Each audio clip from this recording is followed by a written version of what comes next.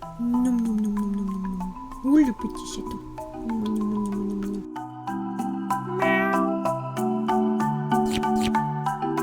Bonjour et bienvenue sur la chaîne de La Prof 3D, je suis Chloé et voici Onyx, l'un de mes chats. Ici nous allons parler de 3D Game Art, c'est-à-dire de 3D spécifiquement pour le jeu vidéo. Aujourd'hui pour la vidéo, donc qu'est-ce que c'est la 3D ? Nous allons voir justement qu'est-ce que la 3D et surtout pourquoi est-ce qu'on a besoin de savoir comment fonctionne la 3D pour éviter les divers problèmes pour le futur. Pourquoi est-ce qu'on a besoin de savoir comment ça fonctionne la 3D pour le jeu vidéo ? Eh bien tout simplement parce que contrairement à tout ce qui est illustration ou film d'animation, le jeu vidéo est calculé en temps réel. Dans le jeu vidéo, l'ordinateur et le jeu doivent sans cesse s'adapter aux réactions du joueur. Si je fais tourner mon personnage vers la droite, eh ben mon ordinateur doit afficher ce que mon personnage est en train de voir. Si les PNJ dans le fond sont en train de faire des choses, s'il faut qu'il déclenche une animation d'ouverture de coffre, etc., etc. Donc il a énormément de calculs à faire et la puissance des ordinateurs n'est pas infinie. Savoir comment la 3D fonctionne va nous permettre de savoir comment mieux optimiser justement notre 3D et permettre à nos jeux vidéo de tourner fluidement. Dans un jeu vidéo, qu'est-ce qui est fait en 3D ? Pour répondre à cette question, on va commencer par regarder cette image issue du jeu Sea of Thieves. On voit clairement que plusieurs objets 3D sont facilement reconnaissables. Donc par exemple, je peux directement dire que toute la végétation est constituée d'objets 3D, de même que les épaves qu'on voit dans la jungle et dans l'océan. Il y a aussi des ponts, des poutres et des planches qu'on voit ici pour permettre justement aux joueurs d'explorer. D'ailleurs, les personnages des joueurs, parce que c'est un jeu multijoueur, sont aussi en 3D, ainsi que leurs navires qu'on voit dans la crique, dans le fond. Si on s'éloigne un peu et qu'on prend une vue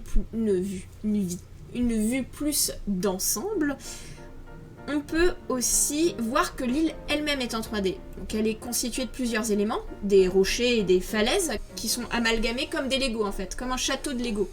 Et vous avez les zones plus douces aussi qui sont en 3D mais faites avec des outils directement dans le moteur. Et pour finir, il y a l'océan. L'océan est carrément en 3D, tout comme l'eau et les cascades en général, donc on voit aussi dans l'image. Tout ça, c'est de la 3D. En résumé, vous pouvez avoir vos décors, vos personnages en 3D, mais aussi des choses plus spécifiques comme par exemple tout ce qui est armes et accessoires, et les objets interactifs en général comme des coffres, etc.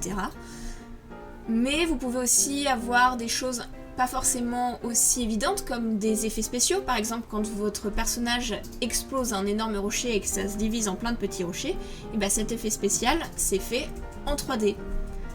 Vous avez aussi certaines interfaces utilisateurs qui sont faites en 3D, comme des barres de vie par exemple. D'ailleurs, si vous pensez à d'autres éléments qui pourraient être en 3D dans un jeu vidéo, n'hésitez pas à les partager en commentaire. Et voilà, donc pour la suite, nous allons voir, je ne sais plus, je regarde... Ah oui, comment est-ce qu'on fait pour créer ces éléments ? Lucius, arrête de montrer tes fesses. Merci. Pour faire de la 3D, comment est-ce qu'on fait ? Va y avoir plusieurs étapes pour arriver à un objet 3D final. La première étape va être évidemment de récupérer une image de ce que vous voulez faire, une ou plusieurs bien sûr. Donc ça va être soit via un croquis que vous allez faire, soit via une récupération d'images sur internet, ou encore en récupérant le concept d'un concept artiste. Toujours avec ses droits, bien sûr. Ensuite, l'étape suivante qui est optionnelle va constituer à faire une version très détaillée de votre objet 3D, qu'on va appeler le high poly. Et pour ça, on va le sculpter dans certains logiciels 3D. Donc quand je dis très détaillé, par exemple, si vous faites un tronc d'arbre, l'idée ça va être de creuser toutes les veinures de l'écorce, le lichen qui s'accroche dessus, etc.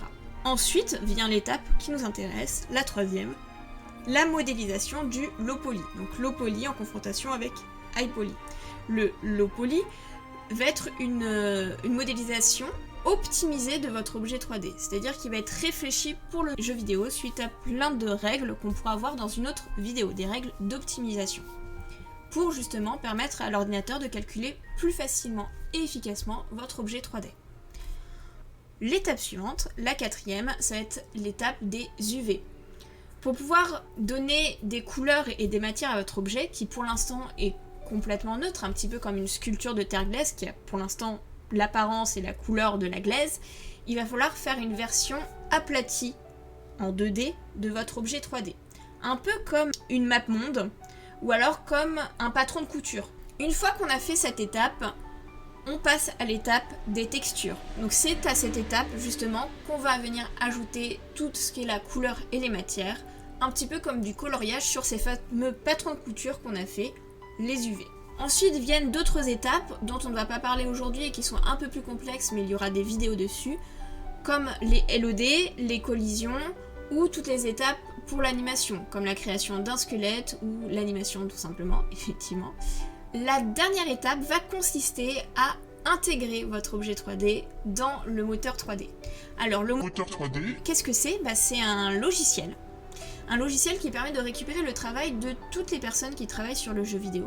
Donc typiquement le game artist, donc vous qui faites de la 3D, mais aussi le travail du game designer qui lui réfléchit aux règles du jeu, le programmeur qui va coder tout ça, par exemple le sound designer qui va faire les musiques et les sons, le FX artiste qui va faire les effets spéciaux, etc. etc. Donc maintenant, on va s'intéresser plus profondément à l'étape de la modélisation. Voici un modèle 3D ou objet 3D ou mesh 3D. Si j'active une visualisation spéciale, appelée en wireframe, en fil de fer, on peut tout de suite voir que mon objet 3D est en fait constitué de plein de petites faces plates. Chacune de ces faces est constituée de vertices, c'est-à-dire de points dans l'espace. Là, on va retourner un petit peu en cours de géométrie de primaire ou de collège, je ne sais plus exactement quand c'était. Mais globalement, quand vous avez deux points dans l'espace, eh bien ça forme une droite. Donc deux vertices, vertex au singulier, deux vertices dans l'espace, ça va former un edge. Trois vertices, ça va former 3 edges déjà, et ensuite un polygone. Et ces polygones, ce sont ces fameuses faces. Il y a plusieurs types de polygones. Le plus simple, le premier, c'est le triangle, celui qui est composé de 3 vertices, comme nous l'avons vu juste avant. Le triangle, c'est la base, c'est celui avec lequel on compte, globalement, puisque le moteur de jeu va entièrement trianguler toutes les modélisations 3D que vous allez lui donner. Le deuxième polygone que l'on connaît, c'est le quadrilatère. Donc le quadrilatère, comme son nom l'indique, il a 4 vertices. Donc le quadrilatère, il est constitué de 2 triangles. Du coup, le moteur de jeu sait parfaitement comment le découper, ça, il n'y a pas de problème. Mais surtout, le quadrilatère, il va être à privilégier pendant toute l'étape de modélisation dans le logiciel 3D, puisqu'il va énormément vous faciliter la vie sur tellement de points. Il y a plein de choses qui vont être facilitées grâce à lui, comme la sélection, tout simplement, l'animation, etc., etc. Donc, on a tendance à privilégier tout le temps le quadrilatère, avec quelques triangles du coup ici et là quand c'est nécessaire. Enfin, le dernier polygone, le n-gone. Alors lui, c'est l'ennemi à éradiquer. Je le déteste, vous devez le détester, en tout cas pour tout ce qui est modélisation optimisée. Un n-gone, c'est un polygone avec plus de 4 vertices. Par exemple, ici, vous en avez 5. Ça, c'est à éviter à tout prix. Alors, attention, quand vous allez être en cours de modélisation, vous allez quasiment forcément créer des n-gones et c'est normal. C'est juste qu'il va falloir passer par une étape de nettoyage à la fin de sa modélisation pour s'assurer qu'aucun de ces n-gones ne va rester dans l'objet final de votre objet 3D. L'objet final de votre objet 3D, ouais. Bref. Pourquoi est-ce qu'il faut faire attention aux n-gones et pourquoi on ne pourrait pas les garder tels quels ? Eh bien, puisque comme je vous l'ai dit, le moteur, il traduit tout en triangle. Sauf qu'avec un n-gone, eh ben, il va pas savoir dans quel sens redécouper votre polygone. Contrairement au quadrilatère où il lui suffit de mettre un trait au milieu. Et comme il sait pas quoi faire, eh ben, c'est possible qu'il fasse n'importe quoi et qu'il vous plie votre polygone dans le mauvais sens. Et ça peut créer des bugs graphiques, des artefacts graphiques qu'il faut éviter. Et donc, la meilleure façon de le faire, c'est de bien nettoyer sa modélisation. Mais ça, on verra ça dans une autre vidéo, vous inquiétez pas. Mais du coup, c'est quoi le vrai impact des modélisations 3D sur les performances d'un ordinateur ou d'une console?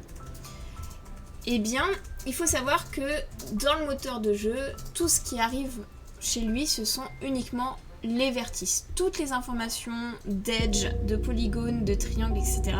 sont contenues dans les vertices. Il n'y a que les vertices qui sont enregistrés dans les fichiers et qui sont transférés dans le moteur de jeu.